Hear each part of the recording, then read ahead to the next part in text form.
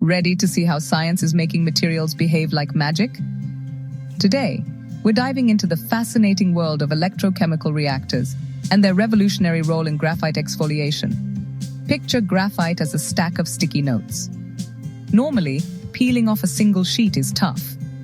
But with an electrochemical reactor, we insert an electric current that works like tiny, precise fingers, separating each layer effortlessly. This process isn't just cool, it's groundbreaking.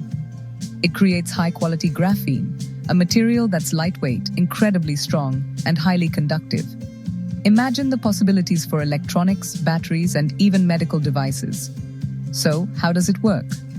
The reactor uses an electrolyte solution and an electric current to weaken the bonds between graphite layers.